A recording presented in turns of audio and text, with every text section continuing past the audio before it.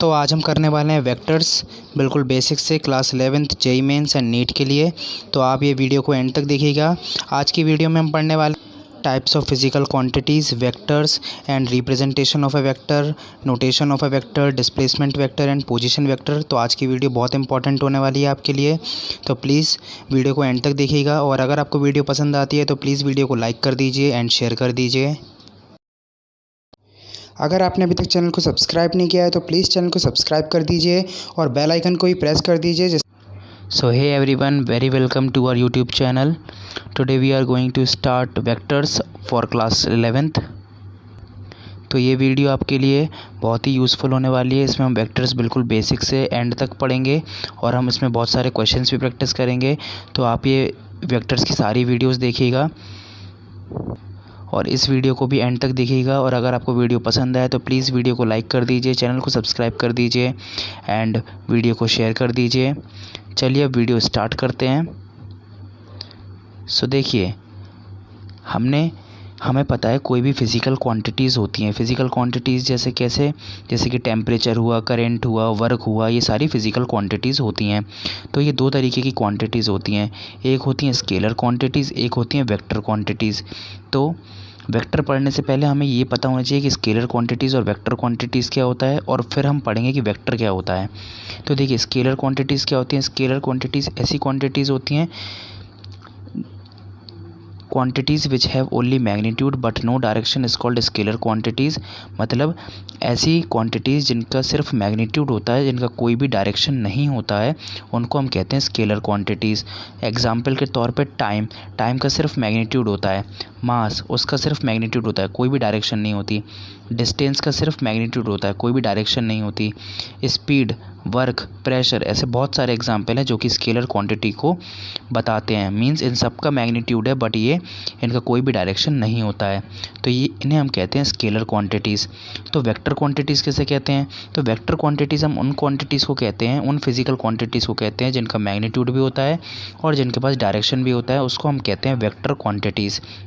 तो vector quantities are those quantities which have magnitude and direction both is called vector quantities. Example, displacement कैसा होता है, ये starting point से लेके एंड पॉइंट तक का इसका डायरेक्शन होता है और डिस्प्लेसमेंट के पास मैग्नीट्यूड भी होता है। इसी तरीके से एक्सेलरेशन भी होता है, अपवर्ड एक्सेलरेशन, डाउनवर्ड एक्सेलरेशन। इस तरीके से एक्सेलरेशन भी एक वेक्टर क्वांटिटी है।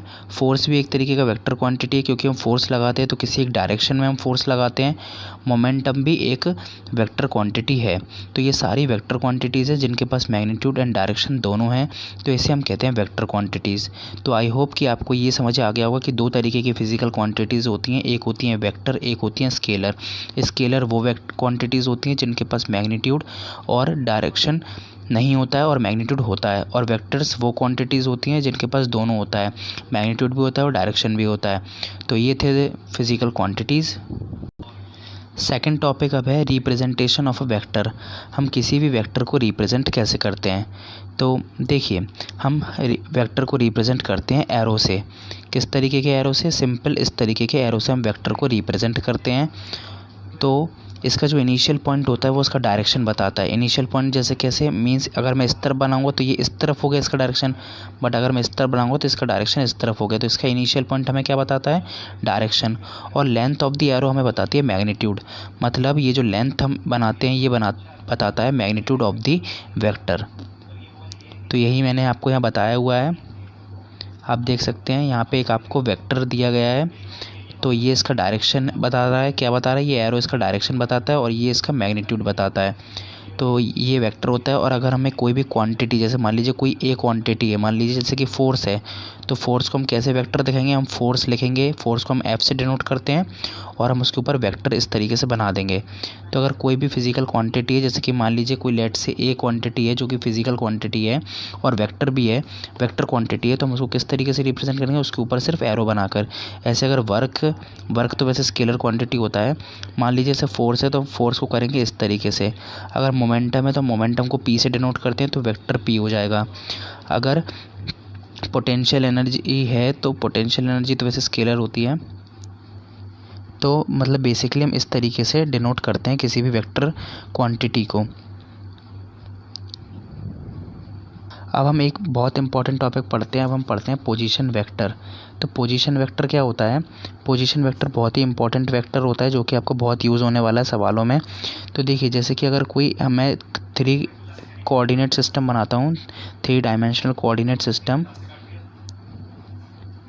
और ये इसका ओरिजिन है।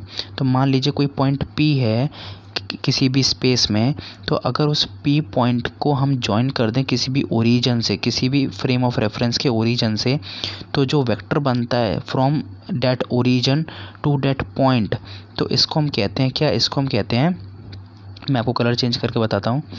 तो इसको हम बेसिकली कहते हैं पोजीशन वेक्टर। मतलब ये जो वेक्टर बन रहा है इसको हम कहते हैं पोजीशन वेक्टर। मतलब हम कोई भी ओरिजिन से कोई भी पॉइंट है, अगर कोई भी फिज़िकल इवेंट है स्पेस में, अगर हम उसको कनेक्ट करते हैं ओरिजिन से कोई भी पॉइंट P को, तो ये जो वेक्टर बनता है इसे हम कहते हैं पोजीशन वेक्टर। तो इसको हम कहते हैं पोजीशन वेक्टर। और हम इसको रिप्रेजेंट कैसे करते हैं? जैसे ये O से लेके P तक गया था, तो हम इसको रिप्रेजेंट करेंगे ऐसे O से लेके P तक OP, और इसके ऊपर वेक्टर का साइन बना देंगे। तो ये होता है पोजीशन वेक्टर। ये बहुत ही इंपॉर्टेंट है, इससे आपको सवालों में बहुत यूज़ होने वाला है। सेकंड वेक्टर होता है डिस्प्लेसमेंट वेक्टर। तो डिस्प्लेसमेंट वेक्टर क्या होता है? पहली बात तो डिस्प्लेसमेंट क्या होता है? तो मैंने आपको काइनेमेटिक्स में पढ़ाया है कि जो शॉर्टेस्ट डिस्टेंस होता है from initial path to final path, उसको हम कहते हैं डिस्प्लेसमेंट। मान लीजिए कोई बॉडी ने इस तरीके का मूवमेंट किया, इस तरीके का मूवमेंट किया, ये A पॉइंट है, ये B पॉइंट है और ये C पॉइंट है। कोई एक व्यक्ति है, ये एक व्यक्ति है, कोई भी एक व्यक्ति है जो यहाँ से लेके इस पॉइंट तक गया, तो वो 2 तरीके से जा सकता है। या तो वो ABC ये पाथ फॉलो करे, या वो डायरेक्ट जा सकता है A से लेके C तक। तो ये A से लेके C तक भी जा सकता है। तो जो वेक्टर इनिशियल पॉइंट से फाइनल पॉइंट को कनेक्ट कर रहा हो उसको हम कहते हैं डिस्प्लेसमेंट वेक्टर। तो बेसिकली अगर ये एक पाथ है और ये इनिशियल पॉइंट है, ये फाइनल पोजीशन है, तो ये जो वेक्टर है जो कनेक्ट कर रहा होगा इनिशियल से फाइनल पोजीशन को, इस वेक्टर को हम क्या कहेंगे? इस वेक्टर को हम कहेंगे डिस्प्लेसमेंट वेक्टर। तो ये बहुत ही इंपॉर्टेंट वेक्टर है। तो ये पोजीशन वेक्टर और डिस्प्लेसमेंट वेक्टर आपको दोनों पता होने चाहिए। तो आज की वीडियो में बस इतना ही। चलिए अब नेक्स्ट क्वेश्चन करते हैं। क्वेश्चन क्या है? Starting from point A a man walks along the path which is in the shape of regular hexagon. मतलब एक मैन है जिसने A पॉइंट से चलना स्टार्ट किया और उसने रेगुलर हेक्सागन पाथ फॉलो किया जिसमें हर साइड की जो लेंथ है वो है 10 मीटर। तो हमें इसमें क्या बताना है? Describe his successive displacements. तो हमें इसके सक्सेसिव डिस्प्लेसमेंट को डिस्क्राइब करना है और हमें सेकेंड पार्ट में बताना है कि टोटल डिस्प्लेसमेंट क्या होगा। तो अब हम आंसर देखते हैं इसका। तो देखिए ये रहा इसका आंसर। तो हमें इसका हर एक डिस्प्लेसमेंट वेक्टर को डिफ़ाइन करना है। तो इसने A पॉइंट से स्टार्ट किया, तो ये गया है पहले A से B तक। तो A से B तक गया है, तो ये गया है ईस्ट डायरेक्शन में। तो इसने 10 मीटर डिस्टेंस कवर किया है, तो इसने AB कवर किया है ड्यू ईस्ट, और वो भी 10 मीटर। इसी तरीके से अगर देखिए B अब गया है B से C, तो B से C गया है, तो देखिए अगर ये नॉर्थ है और ये साउथ है, तो ये 30 डिग्री ईस्ट की तरफ टिल्ट हो गया है इसका डायरेक्शन। तो ये देखिए इसका जो BC होगा वो 10 metre due 30 degree east of north, मतलब नॉर्थ के 30 डिग्री ईस्ट पे टर्न होके ये C पॉइंट पे गया है। इसी तरीके से अगर हम C पॉइंट से ये D पॉइंट तक गया है, तो ये C से D तक गया है 10 metre due 30 degree west of north. मतलब ये नॉर्थ था तो ये वेस्ट की तरफ को 30 डिग्री टिल्ट हो चुका है इसका डायरेक्शन, और फिर ये C से D मूव करता है 10 मीटर। फिर ये D से E मूव कर रहा है, तो D से E कर रहा है इस डायरेक्शन में, तो ये वेस्ट की तरफ को 10 मीटर कवर कर रहा है। फिर ये E से F तक जाता है, तो देखिए ये साउथ की तरफ 30 डिग्री ईस्ट हो जाता है, क्योंकि नीचे यहाँ पे साउथ है और यहाँ पे नॉर्थ है। तो और फिर ये F पॉइंट पे आ जाता है, और F से A तक ये 30 डिग्री ईस्ट हो जाता है साउथ के, तो ये वापस A पॉइंट पे आ जाता है। और सेकंड पार्ट में हमसे फाइनल डिस्प्लेसमेंट पूछा था, तो ये A पॉइंट से स्टार्ट हुआ और A पॉइंट पे ही आकर ये इसका जो पाथ है वो ख़त्म होता है। तो इनिशियल माइनस फाइनल करेंगे तो इसका जो डिस्प्लेसमेंट आएगा वो 0 आएगा, तो इसका डिस्प्लेसमेंट हो जाएगा 0। इस क्वेश्चन में हमसे पूछा गया है, is a quantity which has magnitude and direction always a vector. मतलब अगर कोई क्वांटिटी है जिसके पास मैग्नीट्यूड भी है और डायरेक्शन भी है, तो क्या वो वेक्टर हो जाएगी? ऐसा हर केस में एप्लीकेबल है क्या ये? तो हमें इसका एग्जांपल देना है और हमें येस या नो में आंसर भी करना है। तो इसका आंसर हो जाएगा नो। देखिए, a quantity which possesses both magnitude and direction में नॉट बी ए वेक्टर। ऐसा ज़रूरी नहीं है कि कोई भी क्वांटिटी है, फिजिकल क्वांटिटी जिसके पास मैग्नीट्यूड है और डायरेक्शन है तो वो वेक्टर क्वांटिटी हो जाएगी, ऐसा ज़रूरी नहीं है। जैसे कि इलेक्ट्रिक करंट, हमें पता है जैसे कि ए पॉइंट है, ये बी पॉइंट है, तो ए से बी पॉइंट तक करंट मूव करता है। तो इसका मतलब ये नहीं है, और करंट का एक मैग्नीट्यूड भी होता है और डायरेक्शन भी होता है, तो इसका मतलब ये नहीं कि करंट वेक्टर क्वांटिटी है, करंट एक स्केलर क्वांटिटी है। तो ये एक एग्जाम्पल है। इसी तरीके से फाइनाइट एंगुलर डिस्प्लेसमेंट भी एक एग्जाम्पल है, जो कि जिसके पास मैग्नीट्यूड और डायरेक्शन बोथ होता है, पर ये एक स्केलर क्वांटिटी है। And for a quantity having magnitude and direction to be a vector it must obey the cumulative law for addition.